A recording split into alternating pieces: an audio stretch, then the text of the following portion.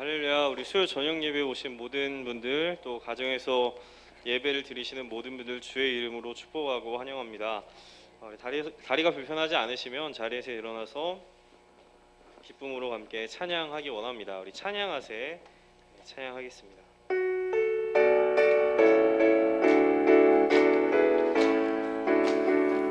찬양하세, 찬양하세, 함께 소리 높여 찬양 드리세. 찬양하세, 찬양하세, 함께 소리 높여 찬양 드리세. 한 번 더 찬양하세, 찬양하세, 찬양하세, 함께 소리 높여 찬양 드리세. 찬양하세, 찬양하세, 찬양하세, 함께 소리 높여 찬양 드리세. 찬양 받기에 합당하신 주님, 언제나 동일하신 주, 무릎 꿇고서 주 이름 외치세.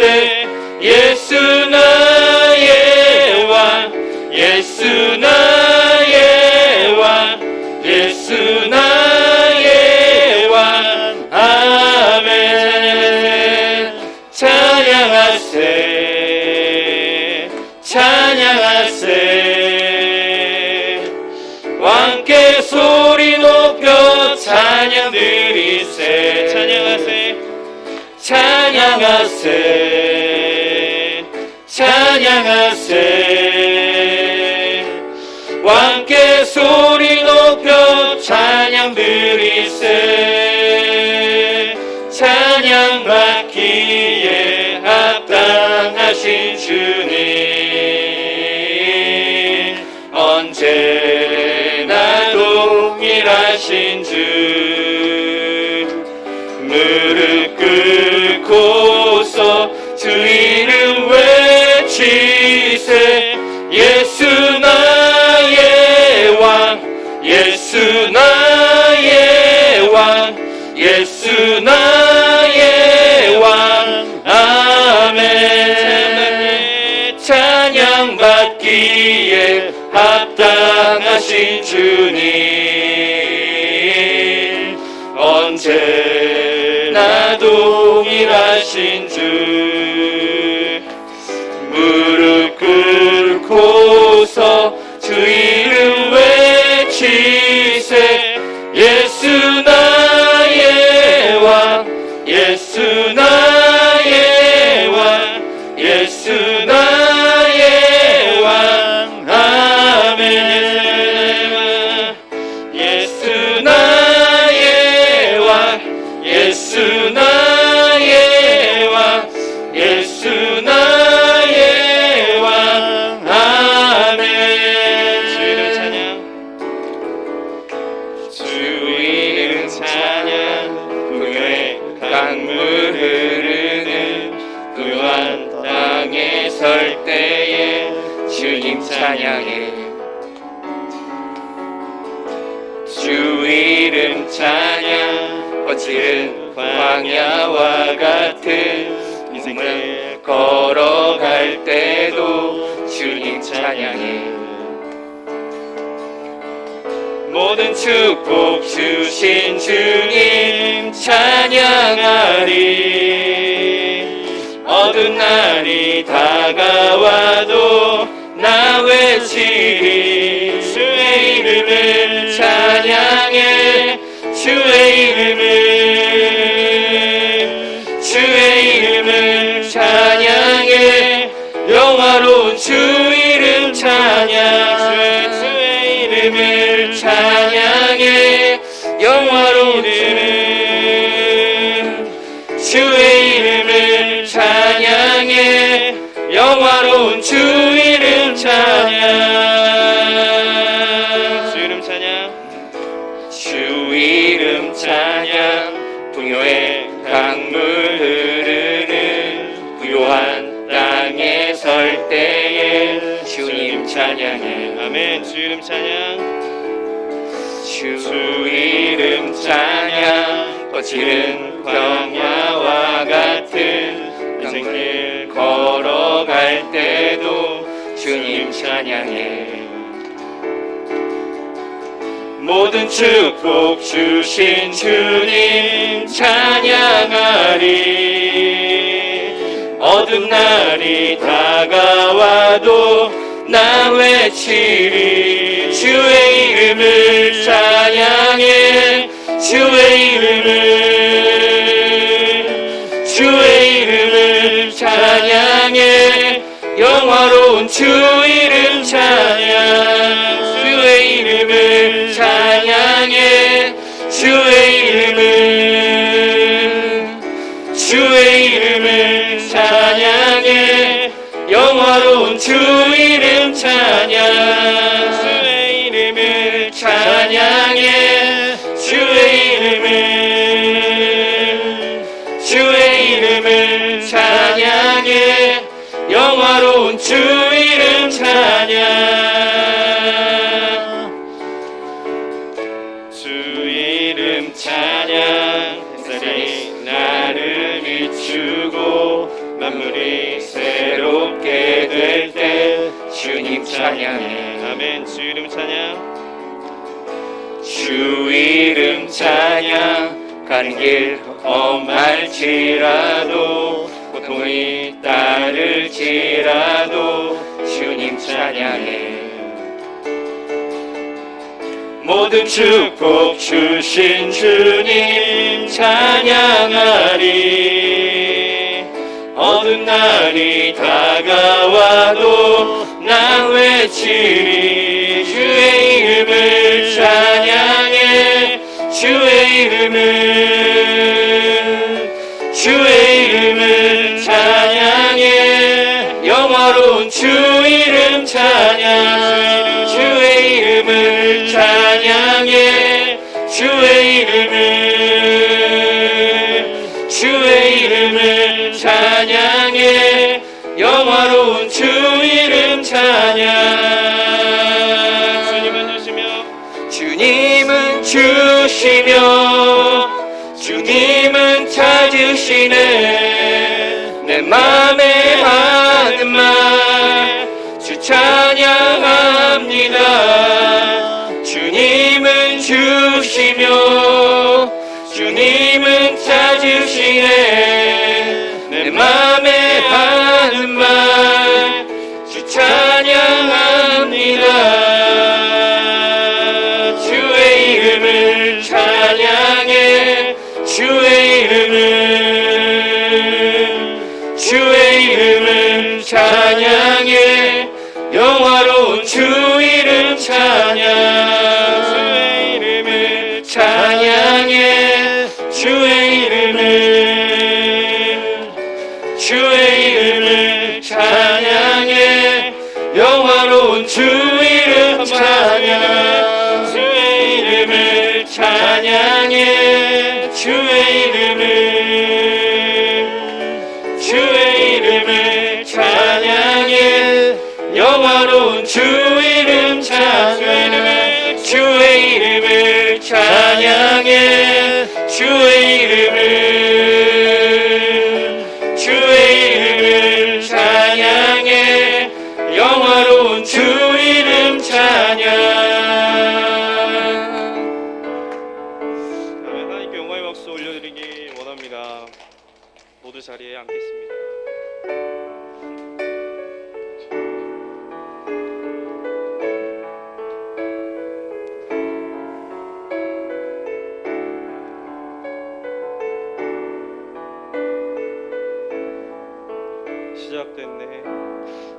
시작됐네. 우리 주님의 능력이 나의 삶을 다스리고 새롭게 하네. 자유하네. 사망으로부터 나의 삶은 변하구나. 충만하네. 한 번 더 시작됐네. 시작됐네. 우리 주님의 능력이 나의 삶을 다스리고 새롭게 하네. 아멘. 자유하네.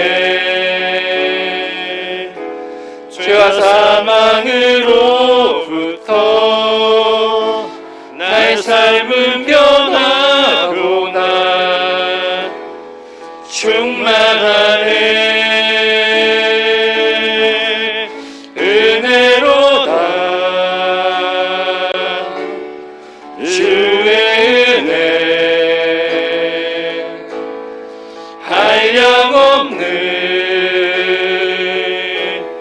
주의 은혜 은혜로다. 주의 은혜 변함없는 신실하신 주의 은혜로다. 주의 은혜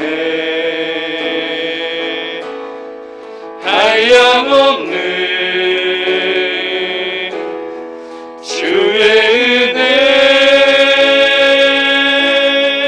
은혜로다.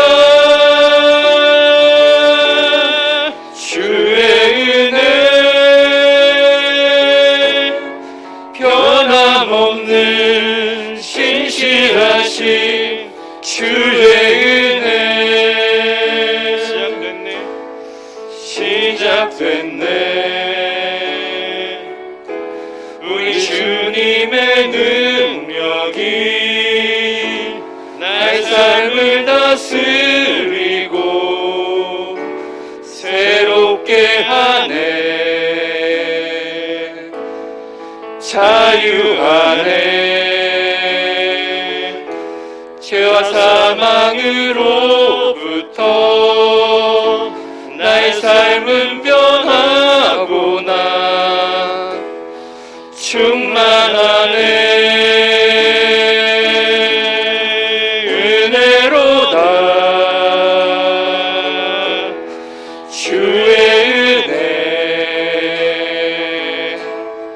한량없는 주의 은혜 은혜로다. 주의 은혜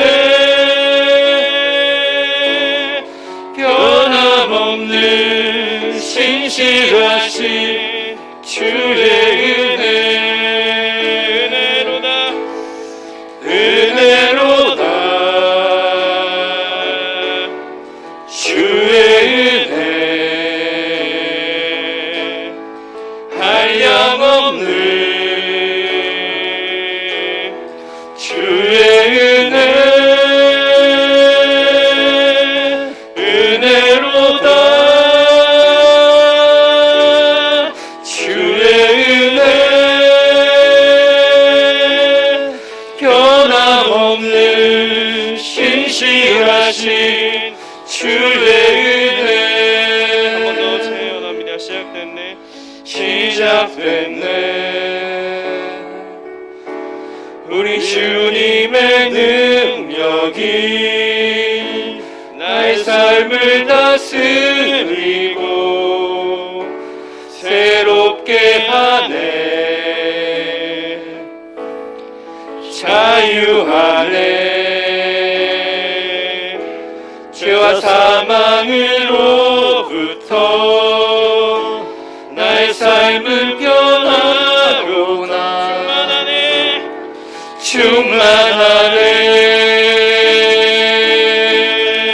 은혜로다.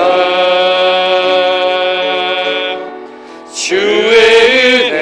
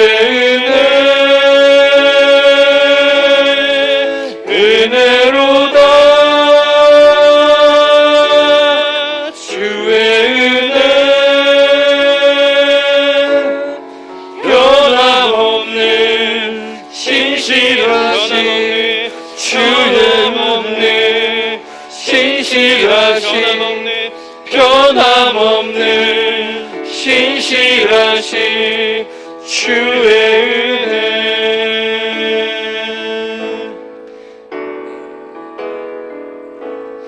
내 삶의 소망 내가 바라는 한 분 예수 닮기를 내가 원하네 한없는 사랑 풍성한 긍휼 예수 닮기를 내가 원하네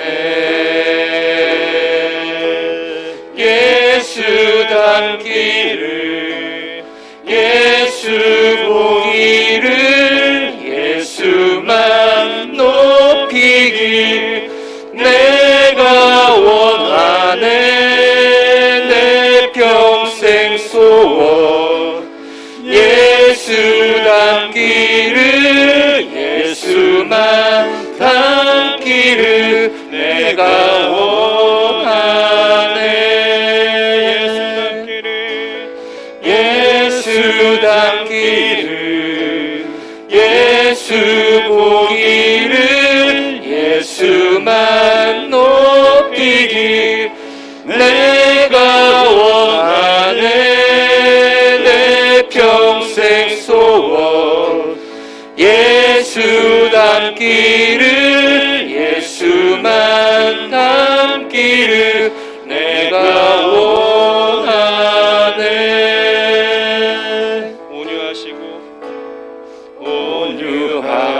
온유하시고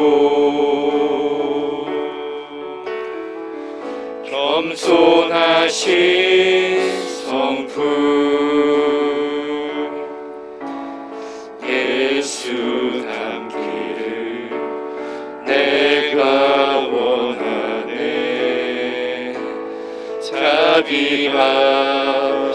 자비하시고 위로자 되시는 예수 닮기를 내가 원하네 예수 닮기를 예수 보기를 예수만 높이길 내가 원하네 내 평생 소원 예수 닮기를 예수만 닮기를 내가 원하네 예수 닮기를 예수 보기를 예수만 높이길 내가 원하네 내 평생 소원 예수 닮기를 예수만 닮기를 내가 원하네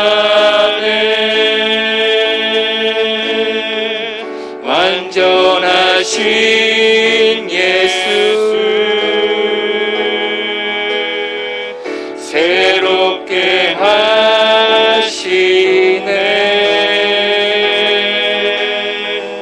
연약한 내 영혼 온전하게 되리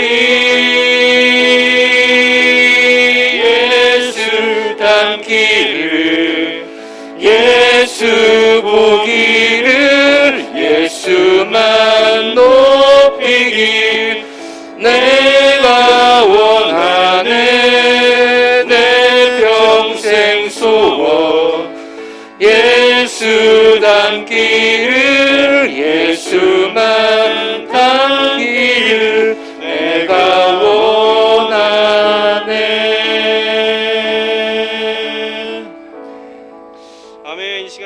일어나서 함께 기도하기 원합니다. 하나님, 우리 예배 자리로 불러주신 주님 너무나 감사합니다. 주님의 자녀로, 주님의 제자로 하나님 거룩한 삶을 이 땅 가운데 살아가는 사명을 우리에게 주셨는데, 주님 예수님을 닮아가는 삶을 살아갈 수 있도록 도와주시고, 우리의 삶을 통해서 주님을 찬양하고 높이고 예수님의 이름을 영화롭게 하는 우리의 삶이 될 수 있도록 주여 축복하여 주옵소서. 성령의 충만함을 더하여 주시고, 또 주의 말씀으로 하루하루를 살아갈 수 있도록 은혜를 더하여 주옵소서. 시간 주여 몸으로 짓고 기도하시겠습니다. 주여 하나님 아버지 감사합니다. 주를 주의 자녀 삼아주시고 구원하여 주셔서 오늘도 하나님 앞에 예배하게 하시니 너무나 감사합니다. 주의 삶 가운데 늘 주님을 찬양하고 예배하고 경배하며 살아갈 수 있도록 도와주시옵시고, 하나님 앞에 나아갈 때마다 늘 새로운 마음과 새로운 찬양, 새로운 노래로 주님을 예배할 수 있도록 은혜를 더하여 주옵소서. 아버지 하나님, 주님의 거룩함을 닮아가기를 간절히 원합니다. 내 삶 가운데 예수님의 흔적이 남을 수 있도록 도와주시옵시고, 성령으로 충만케 도와주셔서 더 주님의 사랑과 은혜를 전파하게 하여 주시며, 우리 삶을 통해서 주님을 영화롭게 하는 주의 이름을 높이는 귀한 삶을 살아갈 수 있도록 도와주시고, 주님 우리와 함께하여 주옵소서. 주님부터 네, 말씀 같이 보겠습니다. 고린도전서 11장 1절에서 12절까지 말씀입니다. 한 절씩 교독하면서 읽겠습니다. 제가 먼저 읽겠습니다. 내가 그리스도를 본받은 자가 된 것 같이 너희는 나를 본받는 자가 되라. 너희가 모든 일에 나를 기억하고 또 내가 너희에게 전하여 준 대로 그 전통을 너희가 지킴으로 너희를 칭찬하노라. 그러나 나는 너희가 알기를 원하노니 각 남자의 머리는 그리스도요 여자의 머리는 남자요 그리스도의 머리는 하나님이시라. 물은 남자로서 머리에 무엇을 쓰고 기도나 예언을 하는 자는 그 머리를, 물은 여자로서 머리에 쓴 것을 벗고 기도나 예언을 하는 자는 그 머리를 욕되게 하는 것이니 이는 머리를 민 것과 다름이 없음이라. 만일 여자가 머리를 가리지 않거든 깎을 것이요 만일 깎거나 미는 것이 여자에게 부끄러움이 되거든 가릴지니라. 남자는 하나님의 형상과 영광이니 그 머리를 마땅히 가리지 않거니와 여자는 남자의 영광이니라. 남자가 여자에게서 난 것이 아니요 여자가 남자에게서 났으며, 또 남자가 여자를 위하여 짐을 받지 아니하고 여자가 남자를 위하여 짐을 받은 것이니, 그러므로 여자는 천사들로 말미암아 권세 아래에 있는 표를 그 머리 위에 둘지니라. 그러나 주 안에는 남자 없이 여자만 있지 않고 여자 없이 남자만 있지 아니하니라. 이는 여자가 남자에게서 난 것 같이 남자도 여자로 말미암아 났음이라. 그리고 모든 것은 하나님에게서 났느니라. 아멘. 고린도전서 말씀을 같이 나누고 있습니다. 고린도 교회 공동체 안에는 여러 가지 다양한 어떤 갈등과 문제와 논쟁들이 있었습니다. 사도 바울은 이 고린도전서 편지를 작성하면서 그 갈등과 문제에 대해서 복음적으로 믿음으로 그렇게 대답을 해주었죠. 또 고린도전서 말씀을 읽어보면 바울이 얼마나 고린도 교회 성도들을 사랑하고 있는지 느낄 수가 있습니다. 그런데 고린도 교회 성도들에게 있었던 어떤 갈등이나 문제들이 사실은 고린도 교회에만 있었던 것이 아니라 오늘날 우리에게도 동일하게 존재하는 그런 문제들이라는 것을 알 수가 있습니다. 고린도 교회에 있었던 문제들이 어떤 복음에 관한, 진리에 관한 문제들이 아니었고, 생각의 차이, 어떤 문화의 차이, 관점의 차이에서 오는 갈등과 논쟁들로 이 고린도 교회가 굉장히 혼란을 겪고 있었다는 거예요. 또 바울을 신뢰하지 못하게 하는 그런 거짓 교사들의 가르침으로 인해서 바울과의 관계를 이간질하는 그런 사람들도 있었습니다. 이러한 문제들은 사실 고린도 교회만 있는 것이 아니라 오늘날에도 이 믿음의 공동체 안에 언제든지 존재할 수가 있는 그런 문제들인 것이죠. 교회는 예수 그리스도를 하나님의 아들로 나의 구주로 믿고 고백하는 공동체입니다. 이 본질에 관한 부분이 흔들리는 경우는 많지는 않습니다. 그런데 교회가 흔들릴 때는, 혼란을 겪을 때에는 이 사람과 사람과의 관계 가운데, 서로 다른 어떤 의견 가운데, 갈등 가운데 흔들리는 경우가 더 많이 있다라는 거예요. 교회에 모인 사람들이 굉장히 악하거나 그래서라기보다는 사탄의 어떤 전략 가운데 하나가 이 교회 공동체를 갈등을 일으키는 것입니다. 그래서 본질이 아닌 것으로 교회를 흔들려고 하고 그 다음에는 결국에는 본질을 흔들려고 하는 것이 사탄의 전략이죠. C.S. 루이스가 쓴 스크루테이프의 편지라는 그런 책을 보면 악마 스크루테이프가 조카 악마 워무드에게 이런 조언을 합니다. 극단적인 것은 무조건 좋다. 극단적인 것은 무조건 좋다. 하나님께 극단적으로 헌신하는 것 빼고는 극단은 다 좋다. 그러니까 극단은 무조건 권장해야 된다. 이런 이제 말을 편지로 그렇게 전해줍니다. 이처럼 교회 안에 진리가 아닌 다른 것으로 교회를 분열시키고 갈등시키는 것이 사탄의 중요한 전략입니다. 오늘 본문에서 있었던 고린도 교회에 있었던 문제가 이런 갈등이 있었어요. 여성이 예배를 드릴 때 머리에 수건을 둘러야 하냐 말아야 하냐 이런 논쟁이 있었습니다.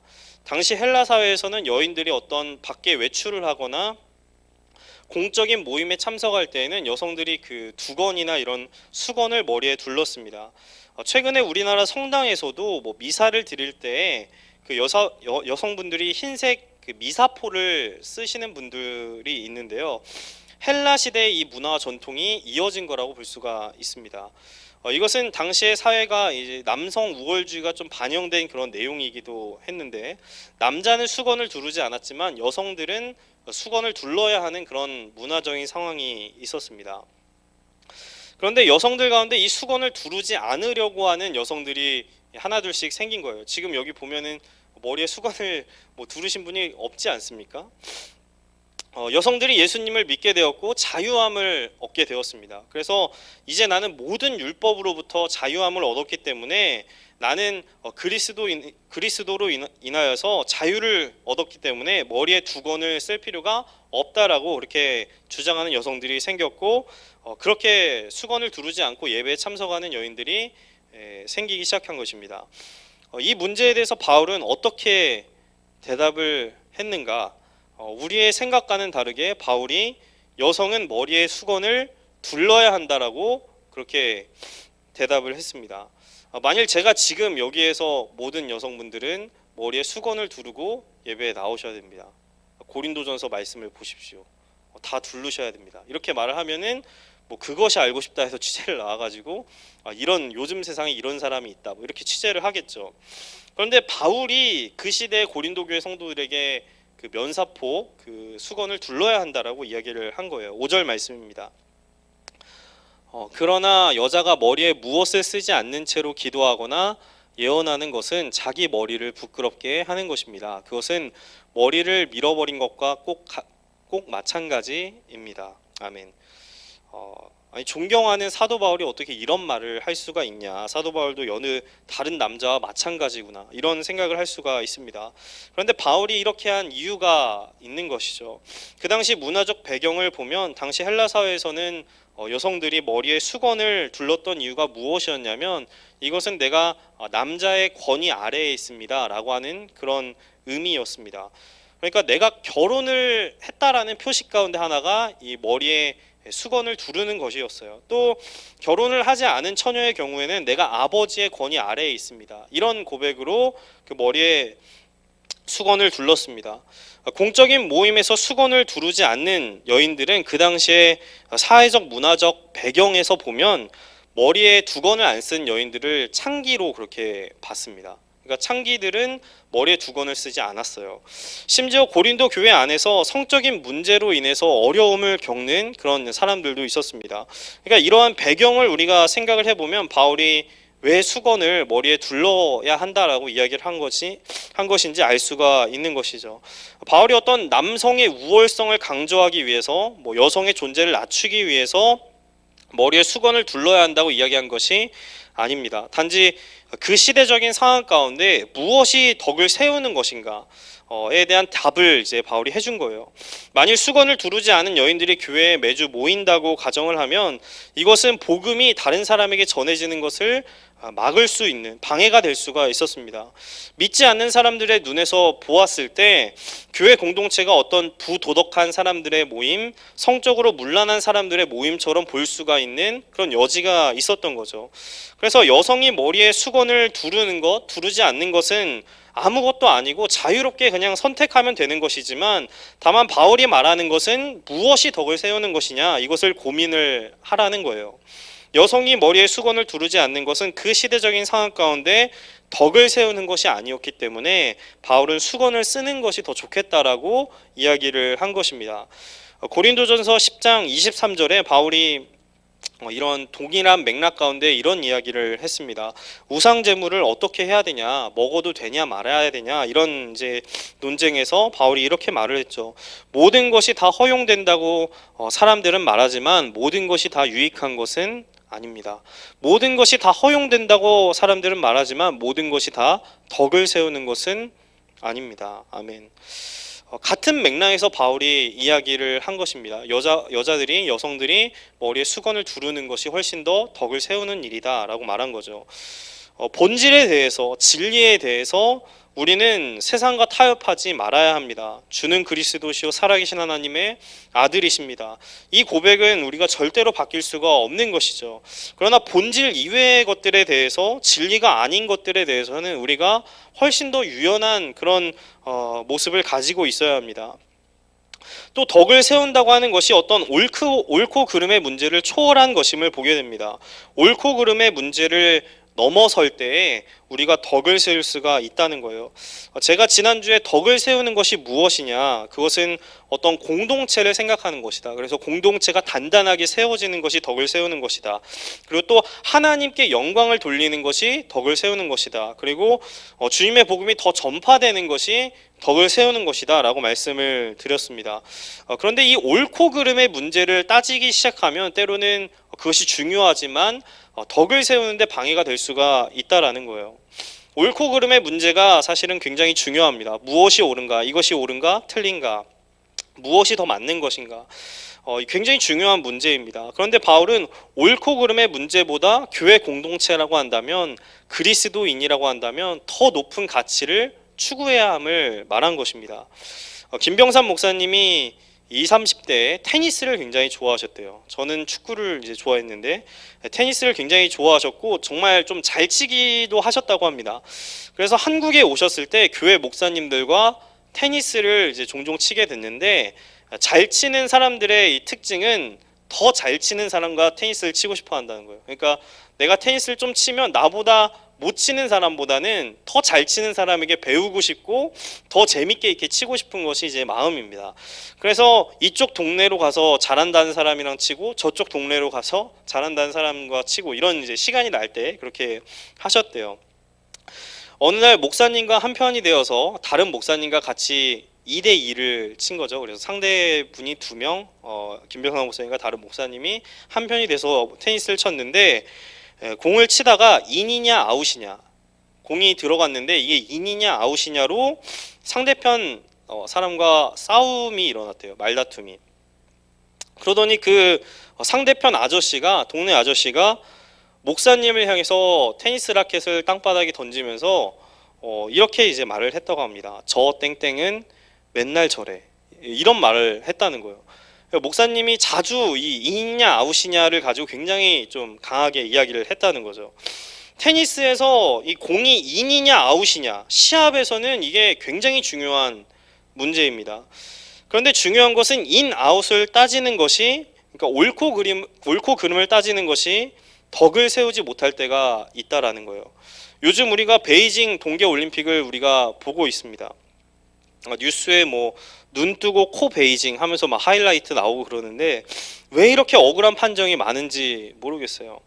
또 어제는 여자 피겨 스케이팅 대회가 있었는데 방송 3사가 다 침묵으로 그렇게 중계를 했습니다. 경기를 하는데 아무 말도 안 하는 거예요. 소리가 오디오에 아무런 소리가 안 들어오는 거예요. 세계 1위 기록을 가지고 있는 러시아 선수 그 발리예바라는 이 젊은 16살밖에 안 된 여자라고 하는데 단체전에서 금메달을 땄습니다, 이번에. 그리고 나서 도핑 테스트를 했는데 그 도핑 테스트에서 약물이 검출이 된 거예요. 양성 반응이 나온 거예요. 당연히 약물에 대한 이 도핑에 관한 거는 1원칙이 무관용이래요. 그러니까 도핑 약물에 대해서 뭔가 발견이 되면 관용이 없다는 거예요. 그게 첫 번째 원칙이래요. 그런데 당연히 개인 대회에 나오지 못할 거라 생각했는데 15일 날 개인 대회에 출전을 일단 해라, 이렇게 결과가 나온 거죠. 그래서 양성 반응이 나온 사람이, 도핑 테스트에서 양성 반응이 나온 사람이 경기를 해서 1위를 했습니다. 그리고 막 울면서 나갔어요. 막 감정적으로 굉장히 힘들었다고 말하면서 뭐 울면서 나갔어요. 근데 저는 왜 우는지 이해가 안 갔습니다. 근데 방송 3사가 침묵으로 이렇게, 그래서 이런 것은 스포츠의 정신에 위배된다, 이런 생각으로 침묵으로 중계를 한 거죠. 굉장히 저는 잘한 일이라고 생각을 합니다. 이처럼 옳고 그름의 문제를 따지는 거 굉장히 중요합니다. 무엇이 옳고 그른지 우리가 잘 분별해야 합니다. 그런데 성경은 한 차원 더 높은 것을 우리에게 가르쳐 주는 거예요. 옳고 그름의 문제보다 훨씬 더 높은 기준을 우리에게 요구를 하는 것입니다. 무엇이 덕이 되는가? 무엇이 복음이 전파되는데 유익한가? 무엇이 하나님께 더 영광이 되는가? 옳고 그름을 떠나서 때로는 이것을, 옳고 그름을 포기하고서라도 덕을 세우는 것을 결정해야 되는 상황이 있다라는 것입니다. 여성이 교회 안에서 수건을 두르지 않을 자유는 당연히 여성에게 있는 것입니다. 쓰지 않을 자유가 당연히 있습니다. 그런데 바울은 옳고 그름보다 덕을 세우라고 이야기를 하는 거예요. 진정한 자유가 무엇입니까? 자유하면 우리는 무언가를 마음대로 할 수 있는 것을 생각합니다. 예를 들면 백신을 맞을 수도 있고 안 맞을 수도 있습니다. 이것은 개인의 자유입니다. 스스로 선택을 하는 것이죠. 그런데 그리스도인의 자유는 조금 다른 개념이라는 거예요. 그리스도인의 자유는 무언가를 하는 권리가 아니라 무언가를 하지 않을 권리라는 것입니다. 주 안에서 내가 자유함을 얻었다고 하는 것은 이전에는 내 욕망에 따라 살아갔던 사람이 이제는 예수님을 위해서 그 욕망을 절제하는 자유를 말하는 것입니다. 그래서 죄를 거부할 수 있는 자유를 말하는 거예요. 죄를 거부하고 이제는 예수님이 기뻐할 수 있는 일을 할 수 있는 자유가 그리스도인에게 주어진 것입니다. 그래서 그리스도인의 자유는 스스로 무언가를 하지 않을 수 있는 능력이에요. 예수님으로 인해서 우리가 온전히 자유함을 얻었고 그 자유를 예수님을 위해서 사용하는 것이 바로 그리스도인의 자유입니다. 저와 여러분들이 옳고 그름의 문제를 옳고 그름의 문제에 갇히기보다는 덕을 세우는 주님의 제자들이 될 수 있기를 소원합니다. 또 예수님을 위해서 우리의 자유를 사용할 수 있기를 간절히 소원합니다. 오늘 본문 말씀 또 3절에 이런 말씀이 있습니다. 같이 읽겠습니다. 시작. 그러나 나는 너희가 알기를 원하노니 각 남자의 머리는 그리스도요 여자의 머리는 남자요 그리스도의 머리는 하나님이시라. 아멘. 아멘이 되십니까? 목사님, 여성이 수건을 두르는 거는 제가 이해를 하겠습니다. 그런데 남자가 여성의 머리라니요. 이거는 제가 요즘 같은 시대에 이해할 수가 없습니다.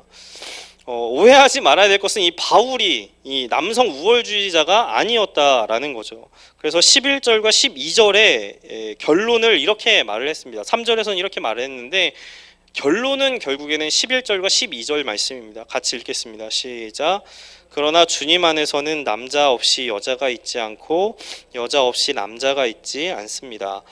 여자가 남자에게서 난 것과 마찬가지로 남자도 여자의 몸에서 났습니다. 그리고 모든 것은 다 하나님에게서 났습니다. 아멘.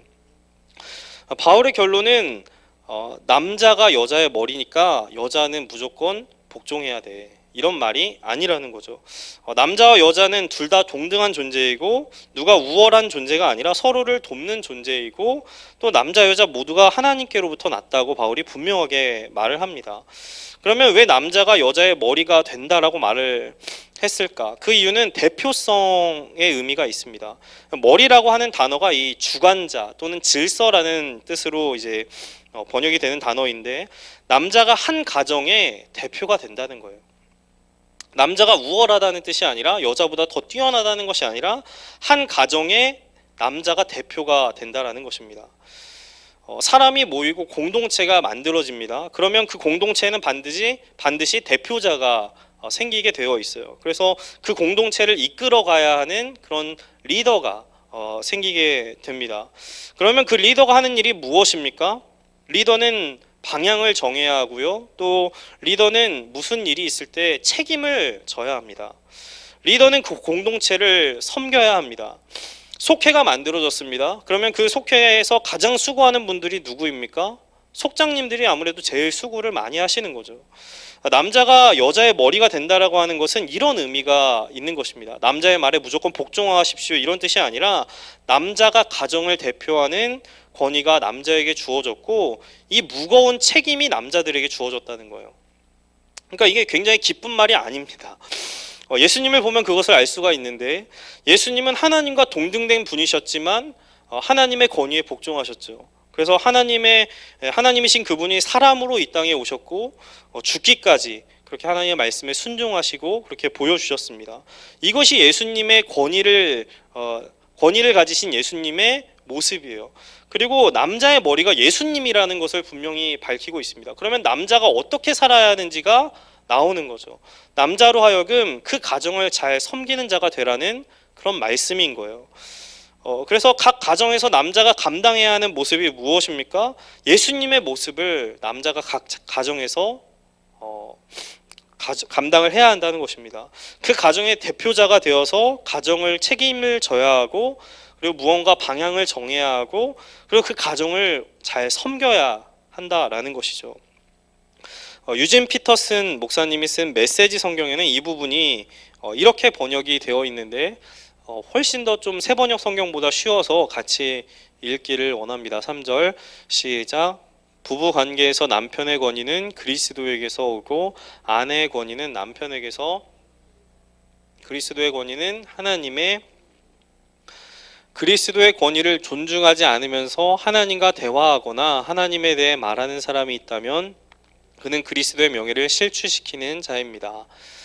여자들이 예배 중에 머리 덮개를 쓰는 관습은 기본적으로 여기에서 유래한 것입니다. 그러나 여기서 남자와 여자의 차이를 너무 확대해서 해석하지는 마십시오. 그러면서 11절에 이렇게 말합니다. 시작. 사실 모든 것이 하나님께로부터 온 것이니 누가 먼저냐를 따지는 일은 이제 그만둡시다. 아멘. 남자와 여자는 결국 모두 하나님께로부터 났고 상호 의존적인 존재로 지음을 받았습니다. 그래서 서로 돕고 조화를 이루며 살아갈 때 가정의 공동체가 더 아름답게 단단하게 세워질 줄로 믿습니다. 가정에도 우리의 예수님 말씀하신 것처럼 덕이 세워질 수 있기를 간절히 축복합니다. 오늘 말씀의 주제가 덕을 세우십시오인데요. 옳고 그름의 문제가 중요하지만 그것을 뛰어넘는 덕을 세우는 것이 우리의 기준이 되어야 한다. 이렇게 말씀을 드렸고 또 가정에 있어서 덕을 세우는 것을 이야기를 했습니다. 마지막으로 한 가지 더 말씀을 드리고 싶은 것은 덕을 세우기 위해서 우리에게 필요한 것이 있는데 그것은 바울의 마음을 본받아야 한다는 것입니다. 1절 말씀을 같이 읽겠습니다. 시작. 내가 그리스도를 본받는 자가 된 것 같이 너희는 나를 본받는 자가 되라. 아멘. 바울이 나를 본받으라고 말을 했습니다. 바울이 스스로를 완벽한 사람으로 생각했기 때문에 나처럼 좀 완벽한 모습을 본받으십시오 이렇게 말한 것이 아닙니다. 바울은 스스로를 용서받을 수 없는 죄인으로 그렇게 여겼고 그런 자신을 구원해 주시고 자기의 죄를 용서해 주신 하나님께 늘 감사를 드렸죠. 시간이 지날수록 바울은 자기의 부족함을 더 많이 고백합니다. 그래서 처음에는 사도들 중에 내가 제일 작은 자고 나는 사도의 직분을 받을 사람이 아닙니다 라고 말을 했고 시간이 지났을 때는 성도들 중에 내가 제일 작은 자입니다 그렇게 말을 했고 마지막에는 죄인 중에 괴수라고 그렇게 고백을 했죠. 그런데 바울이 왜 자기 자신을 본받으라는 말을 이렇게 당당하게 편지로 기록한 것일까요? 바울이 말한 것은 이 10장 33절과 연결이 되어 있는데 10장 33절 말씀입니다. 나는 모든 일을 모든 사람의 마음에 들게 하려고 애씁니다. 그것은 내가 내 이로움을 구하지 않고 많은 사람의 이로움을 추구하여 그들이 구원을 받게 하려는 것입니다. 아멘. 그러니까 바울이 본받으라고 한 것은 나의 완벽함을 본받으라고 한 것이 아니라 복음을 향한 바울의 마음 복음을 향한 나의 마음을 본받으라고 이야기를 한 것입니다. 나처럼 의로운 사람이 되십시오. 나처럼 완전한 사람이 되십시오가 아니라 하나님을 향한 마음, 복음을 향한 마음을 여러분들이 본받으십시오. 이렇게 말을 한 것이죠. 이 복음을 향한 바울의 마음을 우리가 본받을 때 우리가 덕을 세워갈 수가 있다라는 것입니다. 예수님께서는 의로운 자가 복이 있다라고 하신 것이 아니라 의에 줄인 자가 복이 있다고 말씀하셨습니다. 의로운 자, 흠이 없는 자가 복이 있어가 아니라 의에 줄이고 목마른 자가 복이 있다라고 말씀하셨죠. 바울이 나를 본받는 자가 되라고 한 것은 의에 줄인 자가 되라, 의에 목마른 자가 되라, 예수님을 닮고자 하는 마음을 가져라, 이런 말씀으로 바울이 이야기를 한 것입니다. 결국 중요한 것은 우리의 마음인 것이죠. 우리 마음에 어떤 마음이 있는가, 정말 예수님을 닮아가고자 하는 그런 마음과 예수님을 사랑하고자 하는 그런 마음이 있다라고 한다면 지금 내 모습이 조금 부족하다고 하더라도 하나님께서 그 마음을 기뻐하신다라고 하는 것입니다. 될 수 있는 대로 복음을 전하고자 하는 마음, 예수님을 닮고자 하는 마음, 그 마음을 통해서 우리가 속한 공동체가 더 아름다워지고 단단하게 세워질 줄로 믿습니다. 저와 여러분이 덕을 세워가고 하나님께 영광을 올려드리고 또 주님의 복음이 전해지는 일에 쓰임을 받는 저와 여러분이 되기를 축복합니다. 함께 기도하겠습니다. 하나님 아버지 감사합니다. 우리를 죄에서 구원하여 주시고 새로운 생명을 주신 주님 감사합니다. 주님의 은혜와 사랑을 전하는 도구로서 쓰임받게 도와 주옵소서. 옳고 그름보다는 덕을 세울 수 있기를 원합니다. 주님의 영광을 위해서 내가 무언가를 포기할 수 있기 원합니다. 주님의 복음이 더 전파되게 하여 주시고 더 높은 주님의 뜻을 위하여서 내 삶을 헌신할 수 있도록 도와주옵소서. 주님을 사모하는 마음, 갈망하는 마음, 주님을 닮고 싶어하는 그런 마음, 주님을 사모하는 마음 우리에게 더욱더 부어주시고 우리의 마음이 주님께 기쁨이 되게 하여 주옵소서. 우리 주여 한번 부르짖고 기도하시겠습니다. 주여,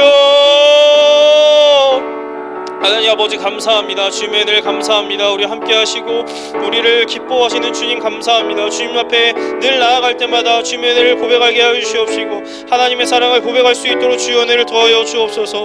아버지, 주님의 은혜와 사랑을 전파하는 일에, 주님의 복음을 전하는 일에, 주의 나라가 확장되는 일에 주님 쓰임받을 수 있기를 간절히 원합니다. 아버지 하나님, 옳고 그름의 문제를 따지기보다는 주 안에 무엇이 주님께 영광이 되는지 그것을 우리가 먼저 고민할 수 있도록 도와주시옵시고 이 세상의 가치보다 더 훨씬 높은 주님의 뜻을 구하며 살아가는 자들 될 수 있도록 주여 도와 주옵소서. 더 높으신 주님의 뜻을 위해서 내 삶을 헌신할 수 있도록 도와주시옵시고 내가 충분히 누릴 수 있는 자유를 아버지 하나님 주님을 위해서 헌신할 수 있도록 주여 은혜를 더하여 주옵소서. 우리 마음에 주님의 마음을 부어주시기를 간절히 원합니다. 의에 줄이고 목이 마른 자들 될 수 있도록 도와주시옵시고 아버지 주님을 더 사모하며 갈망하며 주님의 은혜를 구하며 나아가는 귀한 주의 자녀들 될 수 있도록 도와주셔서 아버지 하나님 우리의 마음이 아버지 주님의 기쁨이 될 수 있도록 도와주옵소서. 주님 성령의 충만함을 도와여 주옵소서.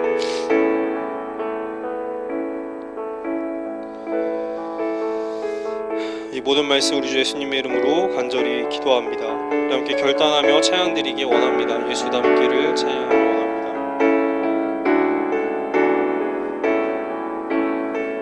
내 삶의 소망, 내 삶의 소망,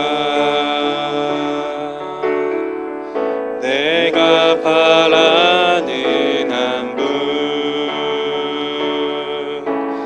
예수 닮기를 내가 원하네. 한없는 사랑, 풍성한 긍휼, 예수 닮기를 내가 원하네. 예수 닮기를, 예수 보기를, 예수만 높이기 내가 원하네. 내 평생 소원, 예수 닮기를, 예수만 닮기를 내가 원하네. 예수 닮기를,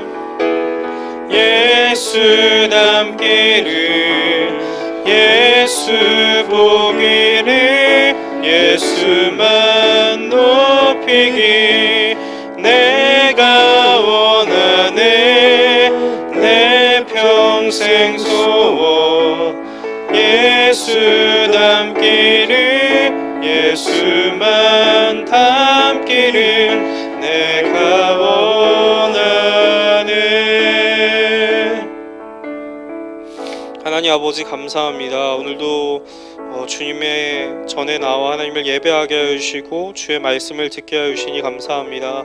주의 말씀을 기억하고 예수님의 모습을 기억하며 순종으로 나아가는 믿음을 우리에게 허락하여 주옵소서.